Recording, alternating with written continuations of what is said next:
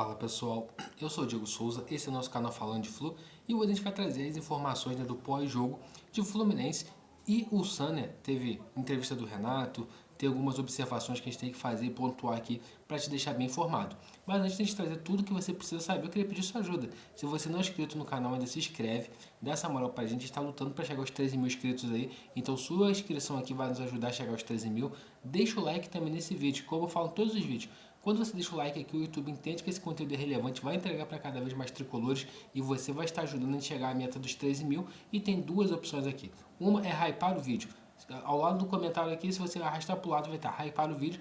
Você vai ajudar esse vídeo a ter um alcance muito maior. E também, se você puder se tornar membro do Falando de Flu, você nos ajuda muito. Então, seja membro aqui do Falando de Flu, planos a partir de R$ 2,99, você vai dar essa moral pra gente.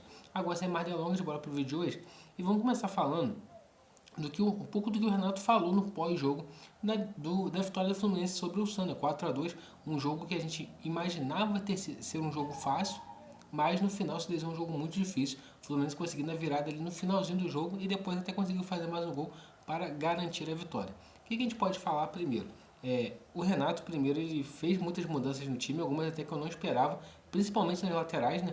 Ele trocou o Samuel e o René por Fuentes e Guga, e eu achei que as laterais também foram um dos problemas do Fluminense no jogo de ontem. Foi um time bem descompactado, né? Para mim, o pior em campo foi o Paulo Henrique Ganso.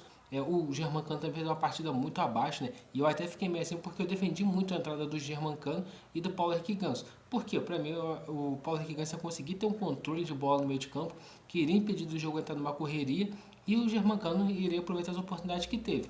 E nenhum dos dois fez o que eu esperava que iam conseguir fazer. Tanto que o Paulo Henrique Ganso nem volta para o segundo tempo devido a tão mal atuação que ele estava tendo. A gente pode debater se o Renato mexeu certo, né, em colocando o Everaldo, se não podia ter colocado o Nonato antes, mas de fato, após a saída do Paulo Henrique Ganso, o Fluminense não foi nem que fez um mal no primeiro tempo, né, mas depois que começou a se perder ali, ficou muito evidente que o Paulo Henrique Ganso estava numa rotação completamente diferente, semelhante ao Germancano. E depois o Renato faz algumas substituições ali de correção. O Nonato entra muito bem, o Keno entra muito bem e consegue, de certa forma, virar o jogo do Fluminense ali, principalmente esses dois, né? Foi um gol, uma assistência do Ares, um gol, uma assistência do Keno e um gol do Nonato. Então a gente vê, né, como que o fator banco ontem pesou muito favorável ao time do Fluminense. Mas aí o Renato foi questionado na entrevista pós-jogo, né? O que ele achou da partida e tudo mais. Ele falou uma coisa que ele foi bem enfático e que eu concordo com ele. Jogo de Super Mundial, você tem que entrar ligado o tempo todo. Se a gente parar para ver o jogo contra o Sun, o Fluminense dominou até os 27 do primeiro tempo. Depois disso, que fez o gol com o John Wallace, o time deu uma baixada na guarda e tomou a virada muito rápido, né? Dois erros de desatenção. Um que o Guga demora um pouco a recompor ali, né? E um outro que a defesa ficou olhando o jogador entrar e cabecear sozinho. Você jogando uma competição desse nível, dessa magnitude, você tem que ficar ligado o tempo todo. Você não pode cometer erros. Por quê? Se o Fluminense não conseguisse virar esse jogo, o Fluminense chegaria muito mais pressionado para o último jogo. Porque teria que vencer o Mamelodi Sundowns, se só empatasse, né, para poder garantir a classificação com 5 pontos. E se classificaria muito provavelmente em segundo. Ou teria que, em caso de derrota, vencer e fazer várias contas. Então, não tinha necessidade de passar esse sufoco todo. Outra lição também que o Renato tirou desse jogo é o seguinte: cara, volta com a formação que jogou o primeiro jogo. Por quê? Por mais que você não tenha uma qualidade técnica tão elevada ali, mas você vai ter um nível de entrega de marcação muito forte. Então, para um jogo contra o Mamelodi Sundowns, que é um time também que corre muito, eu pude ver um pouco desse jogo do Mamelodi contra o Borussia, é um time que corre muito, se dedica muito, não se defende o tempo todo. O Fluminense vai precisar ter uma marcação muito ajustada, principalmente na primeira linha de marcação ali, para não dar espaço para eles criarem. Tem uma pressão alta forte. Então, se eu sou o Renato, eu voltaria com o time da primeira formação, onde retornaria para o time o Canobi, retornaria para o time o Everaldo, retornaria para o time o Nonato, os laterais também. Por quê?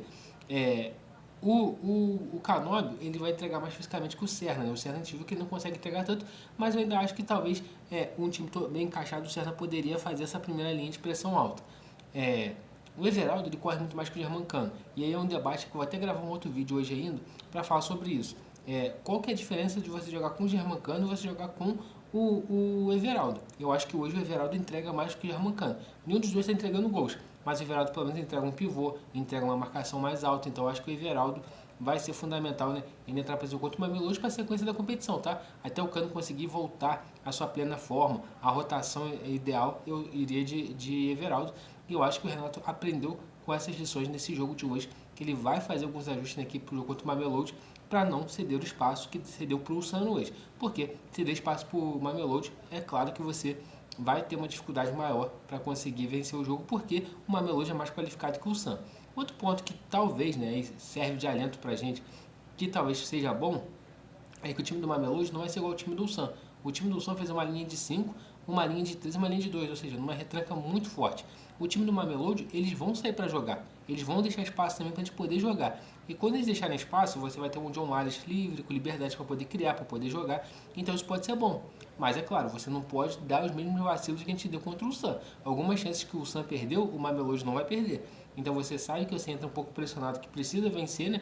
Vencer para tentar ainda com saldo de gols e tudo mais, tentar assumir a liderança do grupo e talvez tentar fugir de um confronto um pouquinho mais forte, né, nas oitavas, porque no momento que eu gravo esse vídeo, por exemplo, né, River está empatando com o Monterrey, está indo a 4 pontos, e o Monterrey fica com 2 pontos. Então, o grupo que vai ter o cruzamento com o Fluminense, muito provavelmente a gente pode ter um Monterrey vencendo o Ural Red passando com 5 pontos e um River Internacional de Milão duelando na última rodada para ver quem vai ganhar o jogo para se classificar. Então, talvez você passar em primeiro pode indicar um confronto contra o Monterrey, ou seja, um adversário um pouco menos encrespado do que River ou Internacional de Milão. Mas é claro, primeiro a gente tem que se preocupar em fazer a nossa parte para conseguir se classificar e depois a gente vê o que acontece. Outro ponto também de atenção nesse jogo é que John Arias mais uma vez foi eleito o match of the match, o melhor homem em campo. E realmente ele fez um gol, deu uma assistência e continua jogando muito bem. Nesse jogo, acho que o nível de atuação dele, como de todo o time, foi um pouco mais abaixo, mas ele ainda conseguiu, né, nos momentos difíceis, conseguir criar soluções interessantes para o Fluminense, e isso para mim foi positivo, né? Então vamos ver como que vai ser essa sequência de temporada. O Renato Gaúcho, que ficou muito chateado muito com a atuação do Fluminense, e muito provavelmente vai fazer esses acertos aí de voltar com a equipe que jogou contra o Borussia para tentar ter uma sequência de campeonato mundial mais tranquilo ali e no mínimo se classificar, né? E lembrando, o Fluminense ganhou uma bolada, 11 milhões de reais pela vitória. Cada vitória custa em torno ali de 2 milhões de dólares. Então, ou seja, você convertendo para a nossa moeda local dá 11 milhões de reais ali. Então, cada jogo que você vai vencer também vai ajudar nos cofres tricolores. E quarta-feira é o dia da nossa decisão, né? A gente precisa vencer o Mamelodi para se classificar e seguir vivo no Super Mundial. Quem sabe deixar de sonhar em pegar umas oitavas, quartas. Quem sabe a gente chega até uma semifinal, né? A gente sabe que é difícil, que os cruzamentos vão ficando cada vez mais difíceis, mas não custa nada sonhar, desde que o time do Fluminense volte a jogar bola, igual jogou contra o Borussia, não faça uma atuação tão fraca, igual foi com essa do Ulsan. O time do Ulsan deu bastante trabalho para o Fluminense e espero que contra o Mamelodi a gente tenha um jogo mais tranquilo, um jogo melhor ali, que a gente possa de fato garantir a nossa classificação quarta-feira, né? Lembrando, só para vocês, ainda tem live no canal Falando de Flu hoje, segunda-feira tem a nossa live fixa do canal, né, que é a nossa mesa redonda, e terça-feira a gente está organizando um pré-jogo, né? Como eu sempre falo, jogos durante a semana, assim, né, 4 horas da tarde, devido ao trabalho, a gente tem que adiantar o pré-jogo para a véspera, então na quarta-feira, na terça-feira a gente vai ter o pré-jogo de Fluminense e Mamelodi Sundowns, então já vai anotando a agenda aí, segunda tem live, terça tem live, quarta-feira a gente vai ter pós-jogo, então a gente vai ter muita programação aí no Falando de Flu para te deixar bem informado de tudo que você precisa saber. Então, pessoal, esse é o nosso vídeo hoje. Se você gostou, deixa seu like, se inscreve aqui no canal Falando de Flu, dá essa moral pra gente, a gente quer chegar aos 13 mil inscritos. Se você também puder hypar esse vídeo aqui, não custa nada, só você puxar pro lado, clicar em hypar o vídeo, você vai nos ajudar a ter um alcance maior, fazer esse vídeo ter uma relevância maior. E também, se você quiser ser membro do Falando de Flu, é só você clicar no botão que seja membro, seguir cada etapa a partir de R$ 2,99. Já tem plano de membro aqui que você vai ajudar a gente pra caramba, se você puder, então dá essa moral pra gente. Saudações tricolores, pessoal, e até a próxima.